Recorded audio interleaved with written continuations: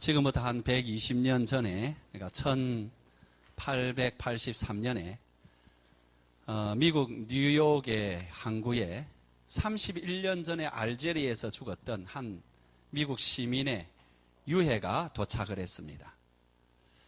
엄청난 인파가 이렇게 뉴욕 항구에 몰려들었는데, 그 중에는 물론 뉴욕 시장도 있을 뿐만 아니라 대통령도 나와 있었고, 그리고 고위 관직에 있는 많은 사람들이 다 나와서 31년 전에 죽은 그 사람의 유해를 기다리고 있었습니다.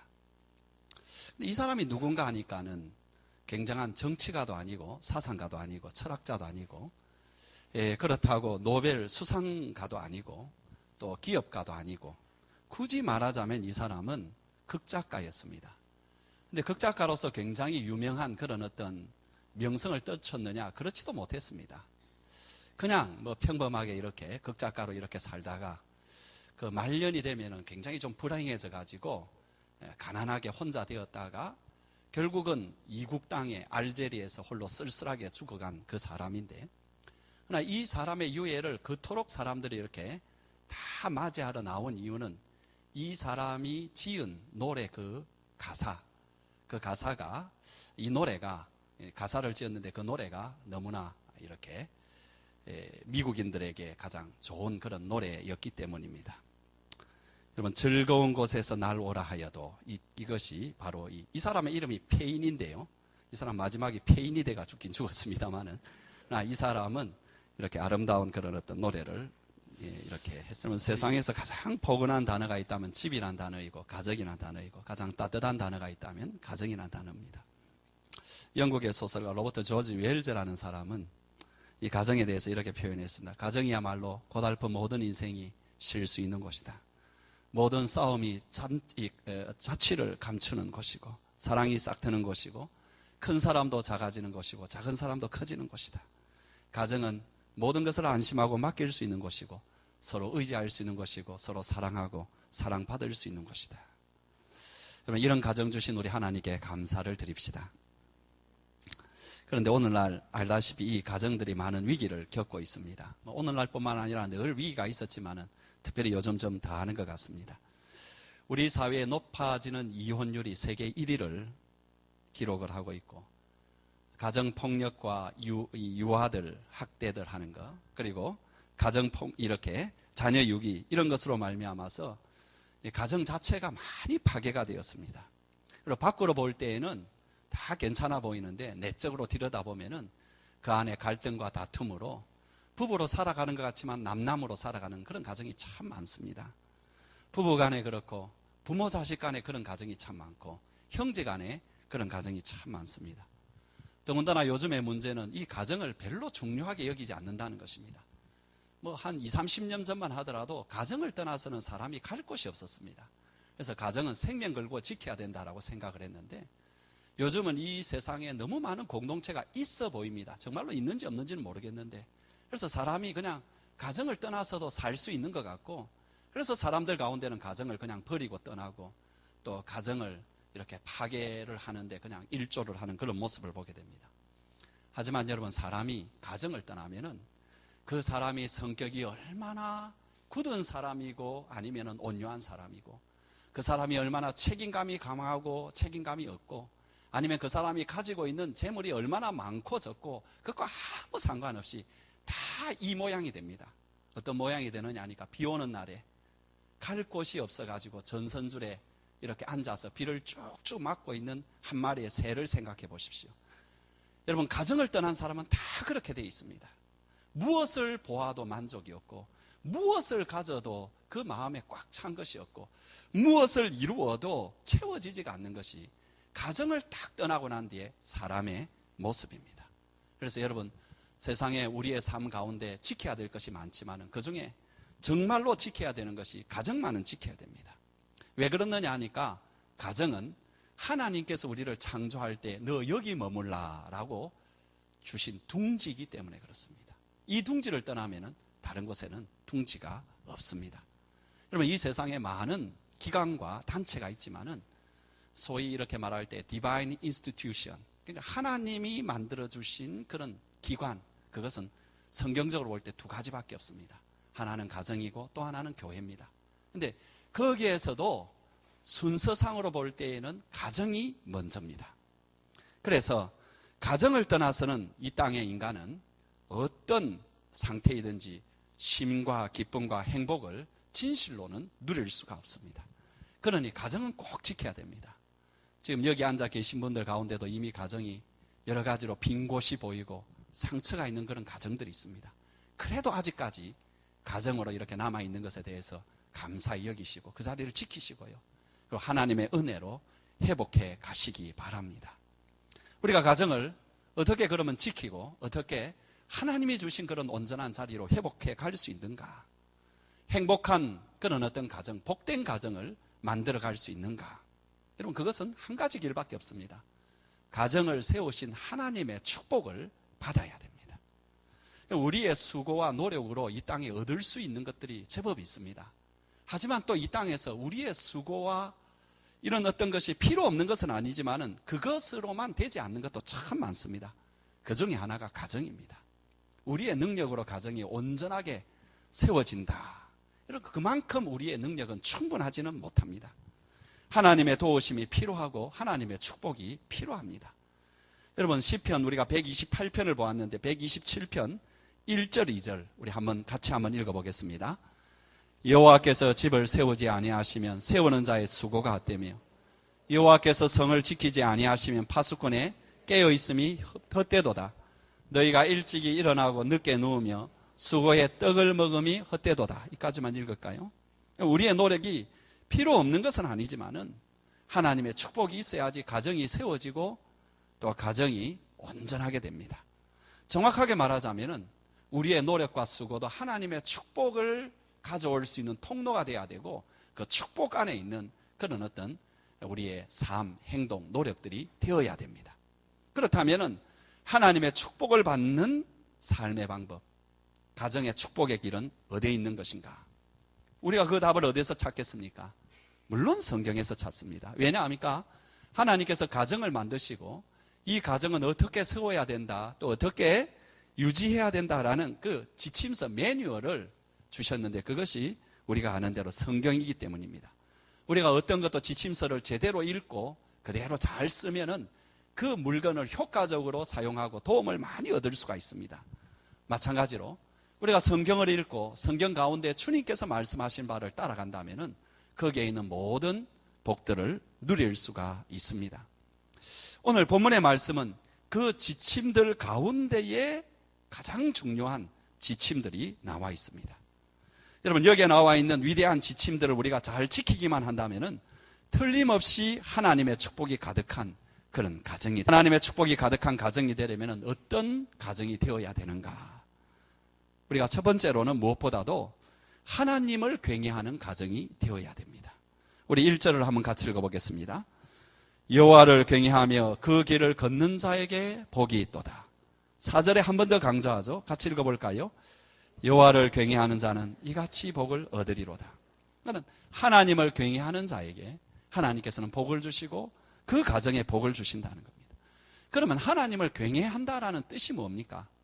그건 여러분 간단하게 말하면 하나님을 두려워한다라는 것입니다. 그런데 그 두려워한다라는 것은 노예가 주인을 두려워하는 그런 두려움은 아니고요. 참 사랑과 존경에서 나오는, 그러면서 나와 완전히 다른 차원의, 나보다 너무 높고 귀한 차원에 계신 분이기 때문에 거기에서 나오는 그 어떤 두려움입니다.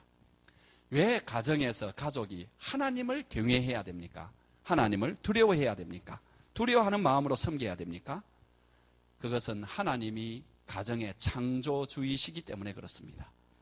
가정 안에서 가장 높으신 분이기 때문에, 우리식으로 말하면 가정 안에서 가장 어른이 하나님이시기 때문에 그 하나님을 경외하고 두려워하고 그리고 존중해야 됩니다.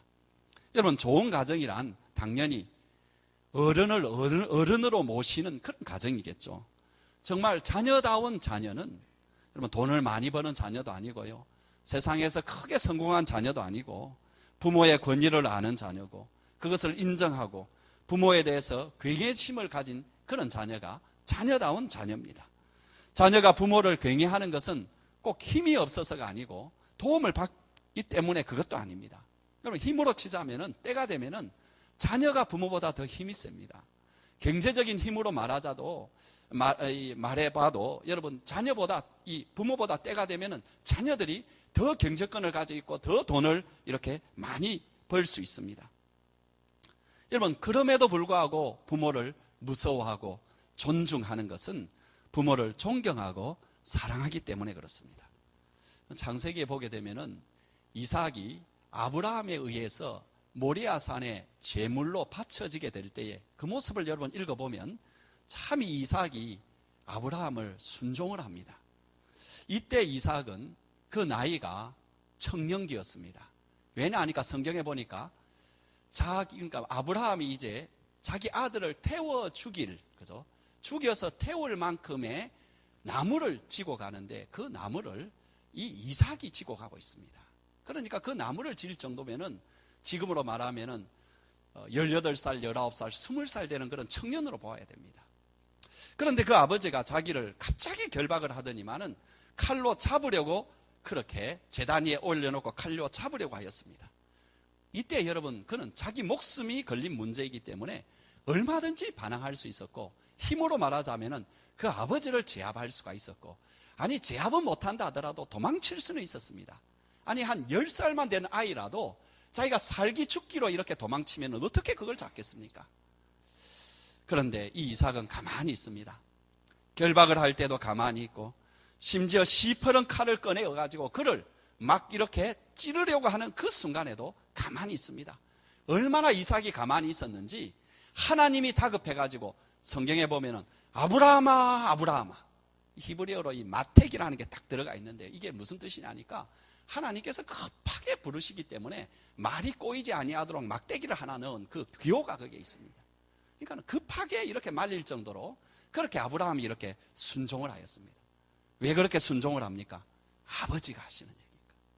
참 이거 이해가 안 가지만은 아버지가 그렇게 하시니까 그 아버지를 존경하고 그 아버지를 경외했기 때문에 이런 행동을 했던 것입니다. 오늘 우리 가정에 부모에 대해서 자녀들이 이런 경외심과 이런 존경심을 가지고 있다면 얼마나 놀라운 가정이 되겠습니까? 그런데 이런 이삭을, 이런 부모에 대한 순종을 하는 이삭을 하나님께서는 엄청나게 축복해 주십니다. 아버지를 경외하는 이삭을 보고 감동을 받으신 하나님께서 그가 하는 일마다, 가는 곳마다, 이루는 일마다 번창의 축복을, 형통의 축복을 주십니다. 대표적으로 창세기 26장 12절에서 13절에 보면은 이삭이 그 땅에 농사하여 그 해에 100배나 얻었고 여호와께서 복을 주심으로 그 사람이 창대하고 왕성하여 마침내 거부가 되어, 물질뿐만 아니라 나머지의 모든 복을 받습니다. 그는 특별히 또 가는 곳마다 샘을 파게 되는데 샘을 파는 곳마다 샘물이 터지고 우물이 막 솟아났습니다. 여러분, 부모를 공경하는 바로 그럴 때에 그런 복을 주십니다. 그런데 여러분, 여기에서 알아야 될 것은 이삭의 이런 부모에 대한 순종은 사실은 아브라함이 하나님을 순종하고 경외하는 거기에 기인한다는 것입니다. 사실 지금 이삭보다 더 귀한 순종은 아브라함의 순종이죠. 25년을 기다린 아들입니다. 하나밖에 없는 아들입니다. 자기의 생명보다 더 귀한 아들입니다. 하나님께서 아브라함아 네 아들을 바치라 그렇게 했을 때 아마 그 밤에 자면서 수백 번 수천 번도 그렇게 말했을 것입니다. 하나님이 나를 제물로 바치라 하지, 그랬으면 좋았을 걸. 얼마나 그렇게 많이 생각했겠습니까? 그럼에도 불구하고 그 생명보다 더 귀한 아들을 바치라는 하나님의 말씀에 순종을 합니다. 왜요? 하나님이시니까. 하나님이시니까. 하나님이니까 그가 두려워하고 존경하고, 그래서 그는 순종을 합니다. 여러분, 이 이삭과 아브라함은 다 하나님을 두려워하고 하나님을 경외하는 데서 온 그런 순종이고 거기에 이어지는 축복의 세계입니다. 우리가 하나님을 경외하고 하나님을 이처럼 두려워해야 되는데 오늘날 우리는 우리 하나님을 자식보다 더 두려워합니까? 자식보다 더 경외합니까? 아니면은 자식이 우선입니까? 불행하게도 세상 사람들은 다 자식이 우선이고, 그리고 그리스도인들조차도 자식이 우선일 경우가 많습니다. 자식을 함부로 하라는 것이 아니라 여러분, 자식이 하나님보다 앞서는 경우가 참 많습니다. 그러면 여러분 가정에, 우리 가정에 하나님의 축복은 없습니다. 그 자식에 대한 하나님의 축복은 물 건너 갑니다. 여러분 어떤 결정을 하는데 요즘은 어찌된 일인지 자식이 하나님입니다. 자녀 교육이 아무리 중요하다 하더라도 하나님보다 앞서서는 안 됩니다. 여러분 무엇이 우상입니까? 어떤 선택을 하는 순간에 하나님보다 먼저 앞서는 것이 우상입니다. 눈앞에 보이는 바로 그것 때문에 하나님의 뜻에 대해서 묻지도 아니하고 알아도 무시하고 뒤로 연기하는 것, 바로 그것이 우상입니다. 우리는 어떻게 말합니까? 하나님 이것만 해주시면 내가 딴 거 다 잘하겠다고. 하나님 이번만 이렇게 해주시면 내가 딴 거 다 잘하겠다고. 하나님 이 자녀 문제만 이렇게만 한번 해주시면 내가 정말로 충성을 다하겠다고. 그럼 바로 그렇게 말하는 그 이것, 이번만, 이 자녀만, 이게 우상입니다. 그것을 먼저 할 때는 여러분은 우상을 섬기는 것입니다. 우상을 섬기는 자로 살아가는 것입니다. 여러분 하나님을 경외하는 것은 그것을 넘어서서 하나님이기 때문에 먼저 순종하는 겁니다. 하나님이기 때문에 항상 먼저 두는 것입니다. 여러분 예수 믿는다고 하면서 신앙생활 한다고 하면서 다 하나님의 복을 받고 하나님의 행복한 그런 가정을 이루는 것은 아닙니다. 정말로 하나님을 경외하는 자에게 하나님께서는 하나님 당신께서 그 자녀를 책임져 주시고 그 가정을 책임져 주시고 하나님께서 복을 주신다는 것입니다. 저는 여러분의 가정이 하나님이 기뻐하시는 일을 먼저 하는 정말로 하나님을 경외하는 가정이 되기를 축원합니다. 두 번째는 여러분 하나님이 축복하시는 그런 가정이 되려면은 가족들이 정직하고 성실하게 수고를 해야 됩니다. 2절을 우리 한번 같이 보겠습니다. 내가 내 손이 수고한 대로 먹을 것이라 내가 복되고 형통하리로다. 하나님께서는 여러분 정직하고 성실하게 수고하는 가정을 축복해 줍니다. 여러분 행복한 가정은 뭡니까? 수고를 하고 또 그 수고를 하는데 하나님의 축복으로 그 수고한 것을 하나님께서 얻게 해주시는 바로 그 가정이 참으로 행복한 가정이죠. 세상에 불행한 사람이 있다면 열심히 수고를 했음에도 불구하고 그 수고의 대가를 얻지 못하는 사람이겠죠. 여러분 그런 사람이 이 땅에는 많습니다. 고등학교 때 최선을 다했음에도 불구하고 자기가 생각하는 대로 대학에 입학하지 못한 때 얼마나 안타깝습니까? 별로 공부를 하지 않은 그런 학생이라면은 뭐 떨어지는 거야 뭐 그럴 수도 있겠다 하지만은 땀을 흘리고 애를 쓰고 잠을 자지 않으면서 애를 썼는데 그런 결과를 얻었다면은 얼마나 안타깝겠습니까? 또 어떤 사람이 최선을 다해서 사업을 한다고 애를 썼는데 그 결과가 이렇게 나타나지 않고 직장 생활을 한다고 열심히 했는데 그 결과가 나타나지 아니할 때 그리고 결과가 나타난다 싶었는데 한순간에 날아가 버리는 그런 일이 일어날 때 얼마나 안타깝습니까? 여러분 그런 일이 이 세상에 있나요? 있습니다. 여러분 시편 127편만 봐도 있습니다. 여러분 우리가 아까 읽었던 1절 2절 다시 보세요. 여러분 여호와께서 집을 세우지 아니하면 세우는 자의 수고가 헛될 수 있고요. 파수꾼의 깨어있음이 헛될 수 있고 일찍 일어나고 늦게 누우며 수고의 떡을 먹음이 헛될 수가 있다라는 것입니다. 그런데 여러분 시편 128편에 우리가 금방 읽었던 그 성경에서는 내가 내 손이 수고한 대로 먹을 것이다 이런 표현을 하잖아요. 여러분 여기에 정대조적인 어떤 말씀을 합니다. 수고한 결과를 누리는 삶을 사는 것, 수고한 것만큼 주님 거두고요 애쓴 것만큼 복되고 형통할 것이라는 여러분 이런 어떤 비결이 무엇입니까? 이미 말씀드린 대로 하나님을 경외하고 두려워하는 것에 있습니다. 하나님을 경외하는 가정은 수고하는 대로 얻고 형통한 복을 받을 것입니다. 그런데 여기 우리가 주의할 것은 하나님을 경외하는 가정이라 할지라도 수고는 해야 된다는 것입니다. 우리 사람들은 이제 본인은 수고를 전혀 안 했는데 굉장한 재물이나 권력을 우연찮게 얻은 사람을 대해서 참 그 사람 복도 많다 이렇게 생각합니다. 그런데 여러분 그런 건 역시 그것은 불행한 것임을 우리가 아셔야 됩니다. 여러분 이런 사람들이 주로 원하는 게 뭡니까? 경마장에 가고 로또 사고 뭐 그렇게 삽니다. 여러분 이런 것들을 이제 나름대로 합법적으로 좀 이렇게 보기 좋게 하는 사람들이 있는 게 재테크하는 거죠, 그죠? 어떻게 해서든지 육체적인 노동은 피하고 어디 투자를 해서 엄청나게 벌고 싶은 그런 욕심을 가지고 있습니다. 여러분 이런 일에 마음이 팔려 있는 사람 한번 곁에 가보십시오. 사람 사는 냄새가 나지 않습니다. 사람이 살아가는 아름다운 냄새가 전혀 없습니다. 이 사람들은 다 물질의 노예입니다. 그냥 물질의 노예로 평생을 그렇게 사는 것입니다. 여러분, 성경은 그런 식으로 물질을 얻는 것에 대해서 축복이라고 말하지 않습니다. 성경이 말하는 축복은 무엇입니까? 자기가 할 일을 최선을 다해서 일하고 거기에 따라서 하나님께서 복을 주시는데 예상할 수 없을 만큼 엄청난 복을 주시는 그 삶을 누리는 것을 성경은 이렇게 축복이라 그렇게 합니다. 여러분, 이삭을 다시 생각해 보십시오. 그가 참 하나님께 복을 많이 받았는데 얼마나 많이 받았는가 하니까 100배나 얻었다. 그러니까 그가 노력한 그거보다는 엄청나게, 기대했던 그거보다는 엄청나게 많이 받았죠. 그런데 알아야 될 것은 이삭도 정말로 정직하고 성실하게 일했다라는 것입니다.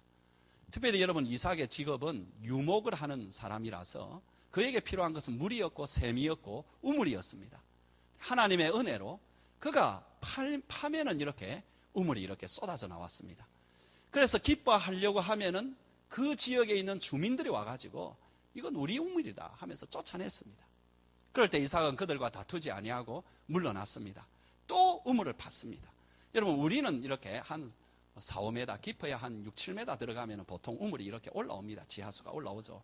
그런데 그 땅에는 보통 10m, 15m까지 내려가는 깊은 우물입니다. 그걸 파는 것이 그 옛날에 장비도 없이 보통 일이 아닙니다. 그런데 또 우물을 팠습니다. 물이 또 쏟아집니다. 또 뺏깁니다. 또 우물을 팠습니다. 또 빼앗겼습니다. 여러분, 결국 쫓겨나서 나중에 어디에 나오느냐 하니까 골짜기를 다 지나가지고 넓은 지역에 나오게 됩니다.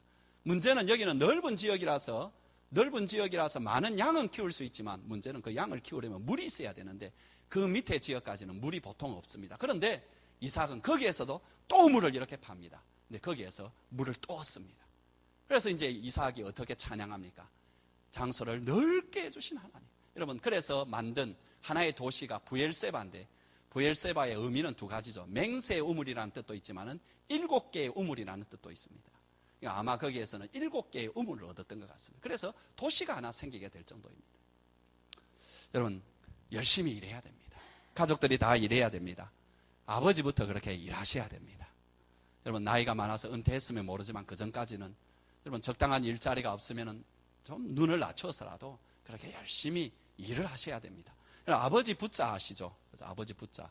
요렇게 생긴 요 아버지 부자의 원래 이 글이 어디서 나왔느냐 하니까 한 손에는 회초리를 아버지가 들고 있고 한 손에는 도끼를 들고 있는 모습을 그린 것이 아버지 부자입니다. 여러분, 회초리를 들고 있다라는 건 뭡니까? 아이를 징계해서 잘 이렇게 키운다라는 뜻이고, 도끼를 들고 있는 건요, 아이를 아니잖아요, 그죠? 이 뭡니까? 아이가 아니가 이 뭐냐 하니까는 가정의 경제를 이렇게 그 당시에 이렇게 책임지는 그런 뜻이라는 거죠. 아버지가 일해야 돼. 어머니도 일해야 됩니다. 그런데 제가 어머니 보고 일하라는 것, 엄마가 일을 하라는 것은 여러분 자꾸 이렇게 뭐 현대에 와가지고는 여러분들이 이제 오해를 많이 해요. 그게 뭐냐니까 밖에 나가서 일하라. 저는 그렇습니다. 여러분, 일률적으로 말하긴 그렇지만은 가능하면은 우리 자매들은 가정에서 일하시기 바랍니다. 가정에서 가사를 돕고, 그럴 수 없는 경우도 제가 이해는 합니다. 그러나 가능하다면은 특별히 아이들이 클 때에는 가정에 있어줘야 됩니다. 여러분, 옛날에 이런 말이 있잖아요, 그죠? 남편은 두레박, 아내는 항아리. 그때 무슨 말인지 아세요? 남편이 밖에 나가서 재물을 이렇게 조금이라도 모으면은 아내가 그것을 잘 받아가지고 나누어줄 때 나누어주고 간직할 거 간직하고, 이런 가사로서 그렇게 잘 간직하고, 무엇보다도 아이들을 잘 이렇게 키워야 됩니다. 여러분, 한번 좀 생각을 해보세요. 여러분, 아이들 더 이렇게 잘 키워야 되겠다라는 생각이 들어가지고 두 가지 이유죠. 이제 우리 여성분들이 일을 하는 건, 하나는 집안에 계속 있으면은 내 혼자 뭔가 인생에게 처진 것 같다, 그런 생각이 들 거고, 두 번째로는 젊었을 때 일할 수 있을 때 한 푼이라도 더 벌어놔야지 내 자식 좀 이렇게 제대로 공부하고 내 노후도 어느 정도 준비한다, 그런 생각으로 합니다. 뭐 그 말이 전혀 틀린 건 아니지만 문제는 그렇게 하면서 가장 중요한 가정이 편개칠 수 있다는 것입니다. 가장 중요한 그 돈을 벌어서 그 목적으로 사용할 그 아이들이 벌어질 수 있다는 것입니다. 여러분, 이 문제를 생각할 때는 좀 여러분이 기도하시면서 잘 생각하시고 하나님을 좀 믿는 마음 가운데서 그렇게 하시기 바랍니다. 여러분, 자녀들도 일을 해야 됩니다. 공부할 나이 때면은 공부로 열심히 공부함으로 일해야 되고요. 이제 어느 정도 여러분들이 장성해서 공부를 마치면은 여러분 일을 하셔야 됩니다. 백수로 살아서는 안 됩니다.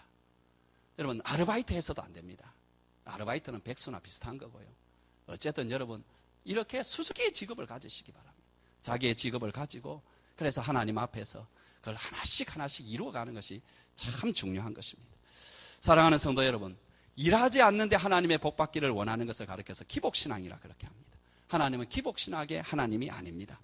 요즘 많이 있는데 아이들 교육비도 엄청나고 식사료비도 많고, 근데 우리가 이런 것을 감당하려면은 하나님께서 주시는 물질의 축복을 받아야 되는데, 이럴 때 우리가 할 것은 뭐냐 하니까 성실하게 일을 하고, 그러면서 하나님을 경외하고 하나님의 길을 걸어가게 될 때 하나님께서 채워주십니다. 여러분 하나님 믿으세요? 대답이 없는 거 별로 안 믿는 모양이네. 안 믿는 사람이 여기 나올 이유는 없고, 그죠? 여러분 하나님 정말 믿으세요? 하나님 믿으시면 정말 하나님 믿으세요. 하나님 여러분 굶게 하지 않습니다. 여러분 게으르라고 제가 지금 말하는 것이 아니에요. 수고해라. 그러나 주 안에서 수고해라. 믿음으로 수고해라. 마지막으로 여러분, 사랑의 관계가 꼭 있는 그런 과정이 돼야 됩니다. 우리 3절을 한번 같이 읽어보겠습니다. 내 집 안방에 있는 내 아내는 결실한 포도나무 같으며 내 식탁에 둘러앉은 자식들은 어린 감람나무 같으리로다. 아내의 모습을 결실한 포도나무 같다고 하는데, 포도나무는 꽃이 아름다웠거나 제목이 이렇게 귀해서가 아니고요. 오직 열매 때문이죠. 포도 얼마나 탐스럽고 또 그것으로 빚는 포도주 얼마나 귀합니까? 근데 아내를 결실한 포도나무라고 이렇게 하는 것은 어떻게 생각하면 많은 자녀를 낳아주는 어머니 이런 모습도 있을 수 있지만, 그거보다는 생명력이 넘치는 아내라는 것입니다. 근데 그런 생명력이 넘치는 아내의 모습은 남편의 사랑 없이는 불가능합니다. 여러분 아내는 돈이 있는 것만으로 행복할 수 없고 남편이 사회적 지위를 가졌다는 것만으로 행복할 수 없습니다. 빠져서는 안 될 조건이 남편의 사랑입니다. 남편의 사랑이 없는 아내는 비쩍 말라버린 열매 없는 포도나무 같은 그런 모습이 될 수밖에 없습니다. 그 다음에 여기에 식탁에 둘러앉은 자녀들의 모습을 어린 감람나무 같다 그랬습니다. 여러분 감람나무 둥지나 가지를 베면은 거기에서 장가지들, 어린 가지들이 막 올라오는데, 이것을 꺾어다가 심으면 새로운 감람나무로 자라게 됩니다. 그런 모습에 견주어서 지금 자녀들의 모습을 그리고 있습니다. 우선 내 상에 둘린 자식이라는 표현에서 그 부모의 사랑 날개 아래에 보호를 받고 있는 것을 알 수 있습니다. 그러면 아이들은 어머니가 차린 그 상에 둘러앉아야 됩니다. 어머니 아버지가 차려준 그 상에서 같이 식사를 하고 거기서 육적인 양식도 먹고 영적인 양식도 먹어야 됩니다. 요즘 세상에 참 안타까운 것은 그 자식 좀 더 잘 키우겠다고 돈 벌고 그렇게 나가서 일한다고 같이 둘러앉아서 먹을 식탁이 없어져 버린 것이 참으로 안타깝습니다. 그리고 여기에는 또 여러분 형제 간의 우애도 포함이 되고 있습니다. 서로 사이좋게 옹기종기 앉아서, 아마 거기서 싸움도 하겠지만은 그 둘러앉아 있는 모습을 상상해 보십시오. 이 모습보다 더 좋은 모습이 어디 있겠습니까? 물질이 없더라도 형제들이 서로 우애하고 부모를 공경할 수 있는 대로 공경하는 그런 가정이라면 몇십억, 몇백억, 천억을 가지고도 서로 싸우고 소송하고 부모와의 관계가 서먹서먹한 그보다 훨씬 낫지 않습니까? 어떤 사람들은 부모를, 여러분 그 비행장의 활주로에 있는 빨간 안내등에 비교를 했습니다. 아침에 비행기가 이륙을 해가지고 하루 종일 비행을 합니다. 어떤 때로는 아주 비도 맞고 우박도 맞고 궂은 날씨에 고생도 하고 그렇게 하루 종일 이렇게 다니다가 저녁이 되면은 귀가를 하는데, 이렇게 이제 돌아오는데 캄캄한 밤에 저기 활주로의 양가에 어머니 아버지라는 그 어떤 빨간 불이 이렇게 켜져 있으면 그 사이로 무사히 이렇게 착륙을 해서 거기에서 쉼을 얻고 연료도 주입받고 그렇게 해서 또 다음 날에 그런 비행을 계속해 나갈 수 있는, 그래서 미래의 꿈을 이루어 나간다 하는데, 문제는 여러분 부모가 이 역할을 제대로 하지 못하고 가정이 제대로 서지 못하면 자녀가 사실은 밤에 돌아와도 착륙할 데가 없다는 것입니다. 그러니까 몸도 마음도 떠나가지고 PC방에서 친구들과 이렇게 돌아다니는 그런 경우가 일어나잖아요.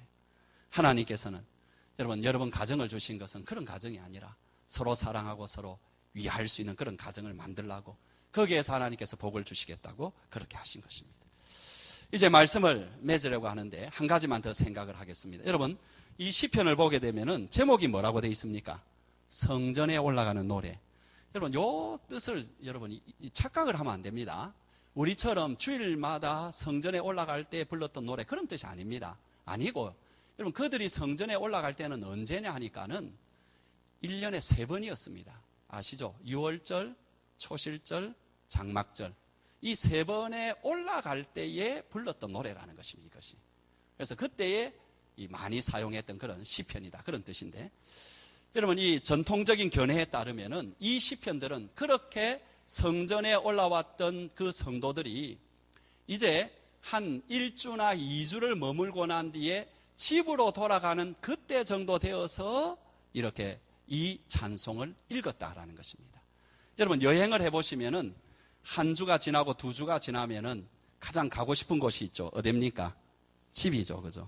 그러니까 이 사람들도 이렇게 여행을 하면서 며칠 걸려서 올라오고 여기서 며칠 지나고 이렇게 하면은 이제 갈 때가 되면은 집이 그리운데 바로 그때에 이 시편을 읽으면서 그 집을 그리워하고 그리고 그렇게 했다라는 거죠. 얼마나 멋진 일입니까? 그죠? 성전에서 예배를 드리고 하나님의 축복을 받고 집으로 돌아가는 그 출발점에서 이 말씀을 읽으면서 자기를 기다리고 있을 아내와 자식들을 생각하고 무엇보다도 이 본인이 이 성전에서 받았던 하나님의 축복을 그 가정에까지 이렇게 전달해주는 어떤 시편이라 말할 수 있습니다.